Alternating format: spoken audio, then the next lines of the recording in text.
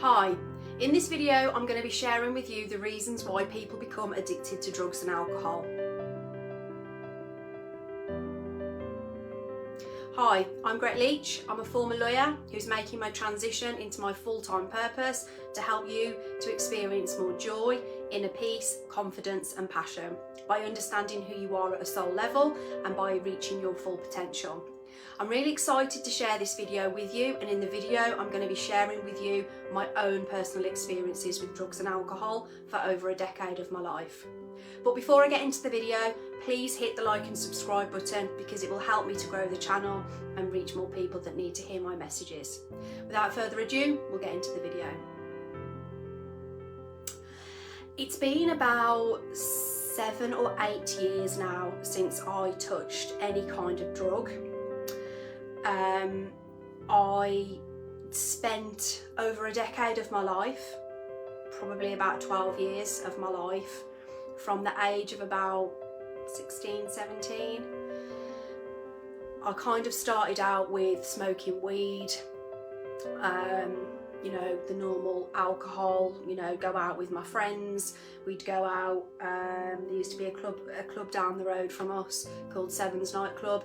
It was QT's, which was obviously for the youngsters, and we used to go there on a Thursday night, and I remember we used to go and buy like a bottle of cider and start drinking that. We would drink that before we went in there, and then that led on to me trying cannabis as well.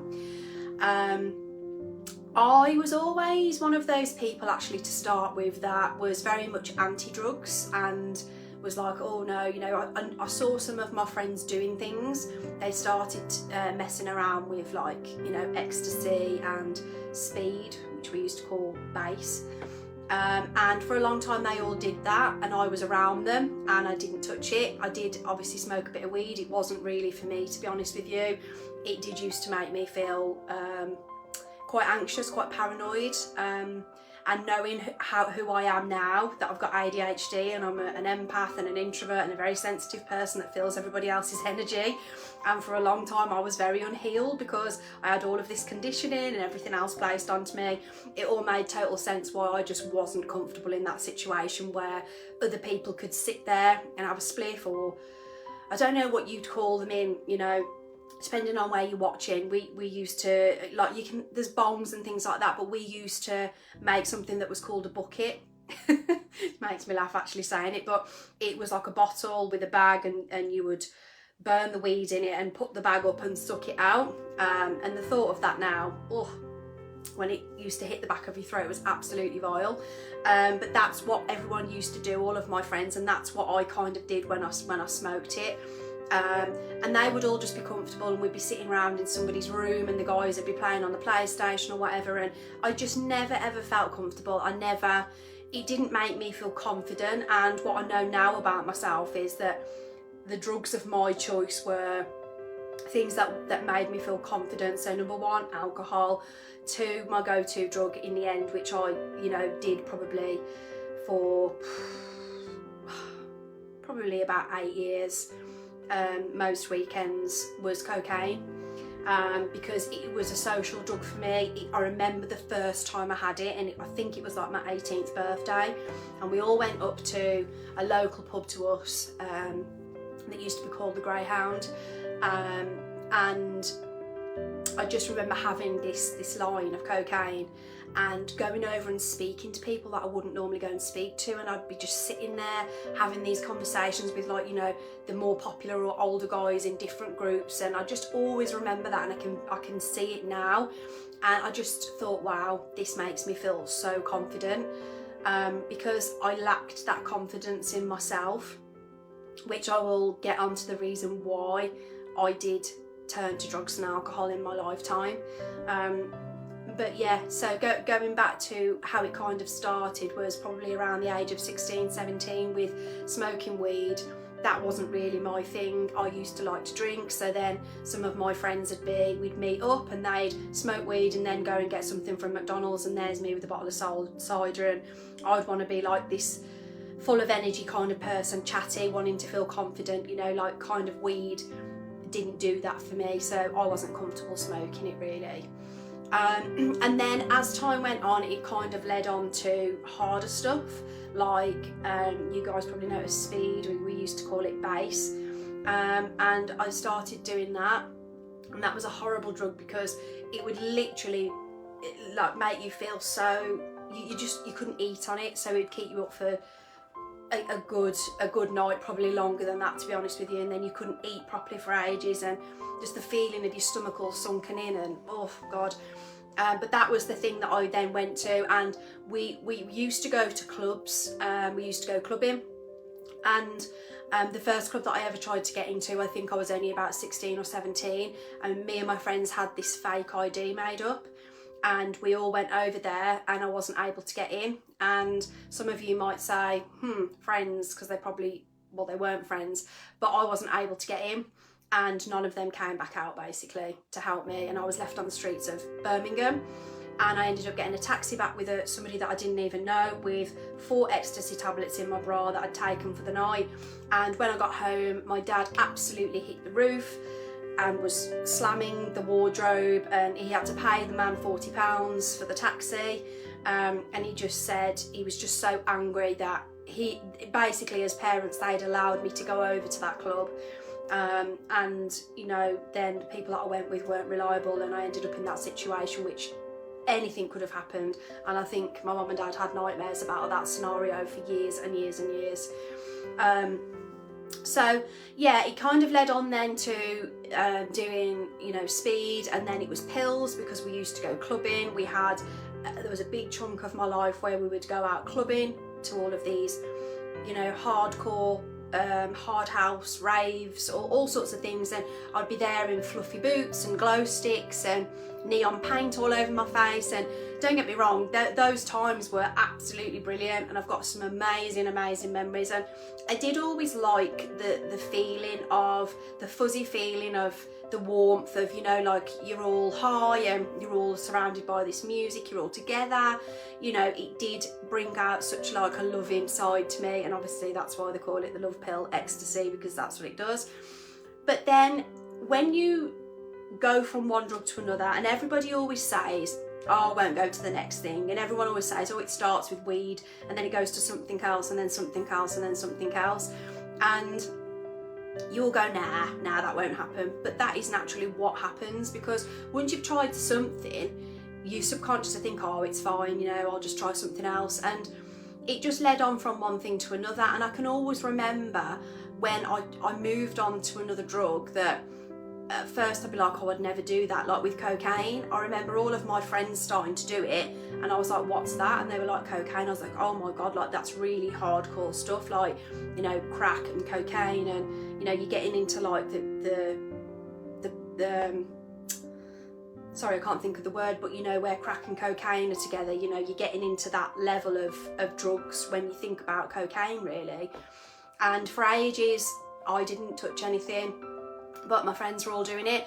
And then obviously I remember on my 18th birthday, that's the time that I tried cocaine, and that led on. That was my drug of choice. After that, there was lots of other things when we used to go clubbing, like ketamine. We all went through a stage of doing that. I don't know whether you've heard about a drug called MCAT. We did that for a fair few years as well. When that was on the scene, everyone used to party and take that.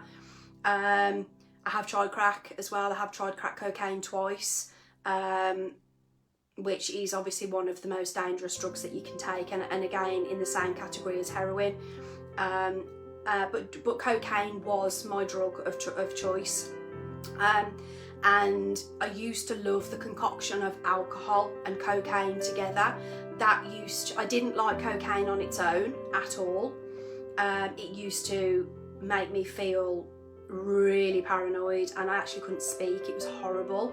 And I remember when I went to Ibiza with 2 of my friends, and she was doing cocaine around her house before we went to leave for the airport, and I didn't particularly want to do it, but we were all having lines, and I remember being at the airport and feeling so uncomfortable, paranoid. I couldn't speak until it actually wore off, and then I had a couple of drinks and I felt a little bit more back to myself again. It was absolutely vile.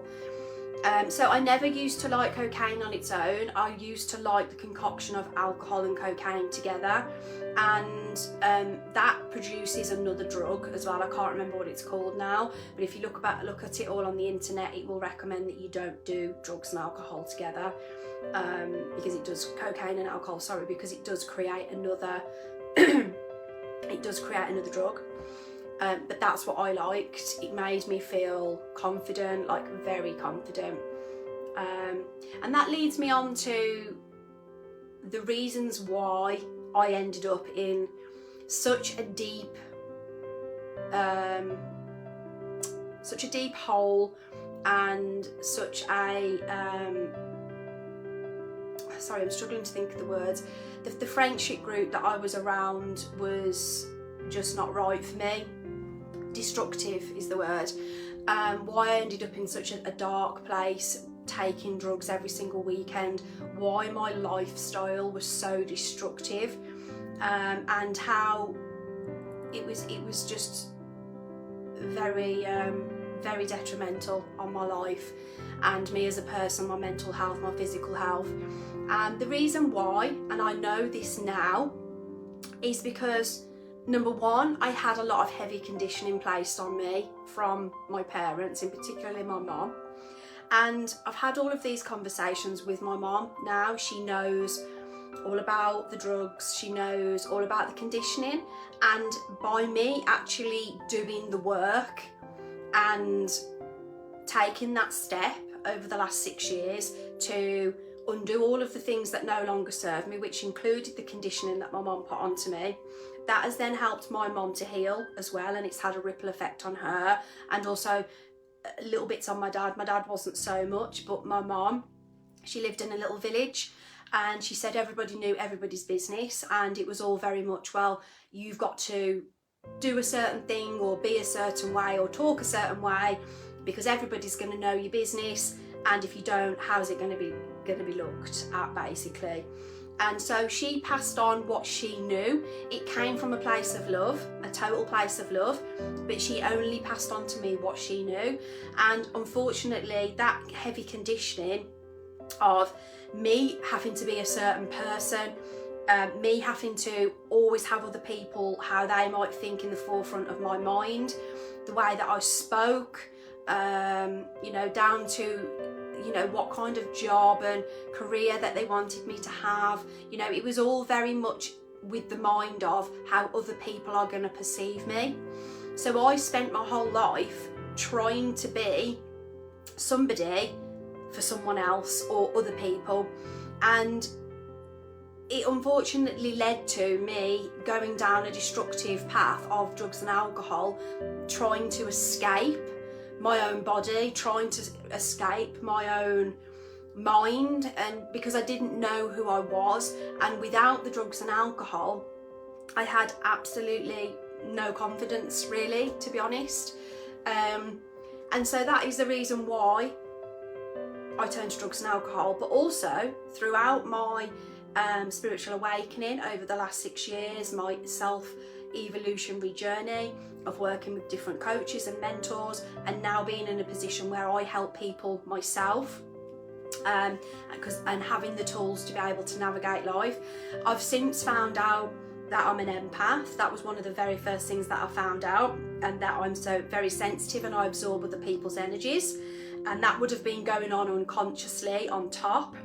I've been diagnosed with ADHD last year, and one of the things from that and all of the conditioning and me trying to fit myself into this box that everybody else wanted me to be in created really debilitating social anxiety for me for many, many years, where I ended up at the doctors, on medication, counselling, CBT. So as you can see, there's a lot of different aspects to the reason why I ended up going down a path of drugs and alcohol, but the ultimate reason is because inside I was disconnected from my soul, I was disconnected from my heart, I was disconnected from my body. I didn't know who I was lost. I had zero self-esteem, zero self-confidence, and the only way that I could escape all of that, and this is all subconscious, because the version of myself that I am now, I would never ever in a million years, and couldn't even imagine myself taking a drug to feel a certain way, because I don't need that now, because I know who I am. I'm connected to myself, I'm happy, I feel inner peace. Don't get me wrong, I'm human, I still go through a lot of things, and I will be sharing all of that really vulnerably and really transparently with all of you, because that's really important that I share my experiences for you guys as well. But I've lost my train of thought now. I love it when I'm channeling, guys. This is it, when I'm like literally talking and remembering things and things are coming through me. I just get to a point and then I stop sometimes. But that is the reason why I went down a path of drugs and alcohol. And when I ended up in a narcissistic relationship, and you will hear me talk a lot about this. My last video, or I think it was the one before, was signs that you're potentially in a narcissistic relationship. This was a big part of my life as well. 6 years I was in that relationship, and that was all fueled by drugs and alcohol too. And I will talk a lot about that, because I do feel that empaths and narcissists have a connection, and you guys watching this have probably come across stuff like that as well, because empaths attract the narcissist, and that's a video for another day. But it's a massive part of the journey for me, and also what enhances that journey and that experience is the fact that drugs and alcohol were involved in that relationship. And that was the turning point for me, where I ended up in the darkest hole and place of my life when I was in that relationship. And it was only when I plucked up the courage to leave that relationship, after about 7 times of trying to leave, that I then had made the decision that the drugs and alcohol were going to be, not alcohol, the drugs were going to be left behind. I still went on, and I still did abuse alcohol for a while, and me and my current partner, we would go out quite a lot, you know, like Friday, Saturday, and we did a bit of partying and stuff together when we first met, which that's just, you know, natural. But the drugs were left behind. But it was only when I did that and embarked on this new stage of my life, and there was that turning point, and I came away from that comfort blanket every weekend of having the drugs and the alcohol to be this person that I wanted to be without it. That was when it really highlighted to me how much of a mess I was in, how much I just was lost, totally lost. I was just existing. I hadn't been to the dentist in 5 years. I didn't even think about it, because I was just existing, and I was constantly in my head. I was never present. I was either feeling anxious, worrying about what I'd done in the past, riddled with guilt, shame, or I was catastrophizing about something that's going to happen in the future, because I was just riddled with this anxiety. There's so many things that I just realised when I came away from that lifestyle. And it's been a journey since. It's been a big journey, and I'm standing here now in front of you guys, and I'm proud of the person that I've become. I have got an amazing partner who I've been with for nearly 8 years now. We've got a lovely home, we've got 2 beautiful dogs. We've got a jiu-jitsu academy that we opened up together just over a year ago. I've got my own business, which has been a journey as well, and I will talk about that, because it's a conscious business, and it's been 5 years. It's taken me 5 years to actually figure out who I'm properly here to work with and talk to, which is you guys that are now watching this. And what's really important to me is that I share all of my experiences with you guys, and I'm vulnerable and I'm open, because I know you're going to be able to relate to that. And my aim is I want to call you guys in that maybe at the start of, you might be at different stages of the journey, but you're at that start of the journey. You might have had a similar past to me. You might have done things that you regret. You might be feeling lost. You might not understand who you are, but deep down there's like a niggling feeling that you know that you want more, and you want to become a better version of yourself, and you don't want to feel shitty, and you don't want to feel anxious, or there's certain habits that you want to break, and you know, you just want, you've got that burning desire and curiosity to be a better better version of yourself. And it's really funny because lots of things that have been coming through is about star seeds as well recently, and you'll actually see in the background there that is actually a Palladian being, because I am a star seed from Pleiades. I've actually had my Akashic records read, so I know that I've had many lifetimes, and a star seed, you most likely are a star seed if you're watching this as well. So that is a big part of us not feeling like we fit in, not feeling like we belong, because we're here for a different journey, we're here for a different purpose. We're not here to be put into a box that everybody else is in, basically, you know, the normal 9 to 5 job, the normal mundane relationships, and all of these things, you know, probably bore you to death, but you're probably conditioned to the hilt that you just get on with it and you've become an expert at it, which is what I mentioned in my last post as well.